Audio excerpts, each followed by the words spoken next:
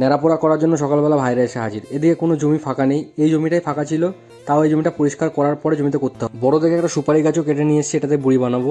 সব টাঙাগুলোকে এক জায়গায় করা হচ্ছে, এগুলো নিয়ে যাওয়া হবে যে জমিতে করব সেই জমিতে। ভাই মাথায় তুলে নিয়েছে, এখন যাচ্ছে সব জমির দিকে যে জমিতে করা হবে। সব টাঙাগুলো নিয়ে চলে এসেছি, দেখুন বন্ধুরা জমির মধ্যেই। জমিতে আসার পরেই প্রথমেই গর্ত করা হচ্ছে বুড়িটাকে পোতার জন্য। গর্ত করার পরে এই যে বন্ধুটা আমার দেখতে পাচ্ছেন, এই বন্ধুটাকে বুড়িটা বাঁধছে। বুড়িটা বাঁধার জন্য সব টাঙাগুলোকে এক জায়গায় করে বুড়িটাকে বাঁধা চলছে। কাজ করতে করতে ভাইরা হাঁপিয়ে গেছে, তাই জন্য শস্যের টাঙা দিয়ে ঘর বানিয়ে নিয়েছে। আর এই ভাইটা তো পেয়ারা জমিতে শুয়ে আছে। আর তাছাড়া আমার বন্ধু দেখুন বুড়ি বাঁধার কাজ প্রায় সম্পূর্ণ করেই ফেলেছে। এখন বুড়িটাকে উঠানো হচ্ছে, নিয়ে যাওয়া হচ্ছে যেখানে পোতা হবে। অবশেষে ফাইনালি এটা পোতার চেষ্টা করা হচ্ছে। অনেক বড় আর অনেক ভারী, সেই কারণে অনেক কষ্ট হচ্ছিল। বুড়িটা পোতাও হয়ে গেছে। এখন সব ভাইরা বস্তায় করে শস্যের ভুসিগুলো নিয়ে এসে ঢালছে এখানে। তো ফাইনালি বুড়ি ধরানোর জন্য রাত্রিবেলা মশাল জ্বালানো হয়েছে, সব ভাইরা ঘুরছে।